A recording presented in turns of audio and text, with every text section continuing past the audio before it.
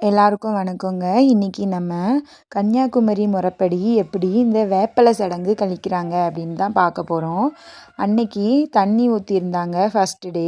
இன்றைக்கி என்ன பண்ண போகிறாங்கன்னா வேப்பிலை சடங்குன்னு கழிக்க போகிறாங்க. அது எப்படிலாம் கழிக்க போகிறாங்க, என்ன பண்ண போகிறாங்கன்னு தான் இந்த வீடியோவில் பார்க்க போகிறோம். வாங்க வீடியோக்குள்ளே போகலாம். ஃபஸ்ட்டு சடங்கு கழிக்கக்கூடிய பொண்ணை கூட்டிகிட்டு போய் குளிக்க வைக்க போகிறாங்க. குளிக்க வைக்கிறதுக்கு அந்த தண்ணியில் மஞ்சள் அப்புறமா கொஞ்சமாக வேப்ப இலை எல்லாம் உருவி போட்டிருக்காங்க. தண்ணி ஊற்றுறது ஃபஸ்ட்டு டே என்ன பண்ணாங்க அப்படின்னா தாய் மாமனோட ஒய்ஃப் தான் தண்ணி ஊற்றிருந்தாங்க. இன்றைக்கி அந்த பொண்ணோட அப்பாவோட அக்கா தங்கை அவங்க எல்லாருமே சேர்ந்து இன்றைக்கி தண்ணி ஊற்றிருந்தாங்க. தண்ணி ஊற்றும்போது குலை விட்டாங்க. அப்புறமா வெளியே வந்ததுக்கப்புறம் இந்த பட்டையில் சாப்பாடு முறுக்கு அதெல்லாம் வச்சு தலையை சுற்றி எரிஞ்சாங்க. அப்புறமா உள்ளே வரும்போது கொல்லிக்கட்டையை தாண்டி ஆரத்தி எடுத்தாங்க. அதை வீடியோவில் கேப்சர் பண்ண முடியலை.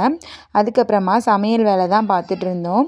நான் மட்டுமே இந்த விறகடுப்பில் சமைக்கலைங்க. நான் அப்பப்போ போய் இந்த தீயெல்லாம் தள்ளி வச்சுட்டு வந்தேன். அப்புறமா ஒரு சைடு வெஜ்ஜு பண்ணாங்க. ஏன்னா திருச்செந்தூர் முருகன் கோவிலில் கொடி ஏறி இருக்குது. அதனால் கொஞ்சம் பேர் விரதத்தில் இருந்தாங்க. அதனால் ஒரு சைடு வெஜ்ஜு ஒரு சைடு நான்வெஜ் பண்ணியிருந்தாங்க. நான்வெஜ்ஜில் இன்றைக்கி மட்டன் அப்புறம் சிக்கனும் எடுத்திருந்தாங்க.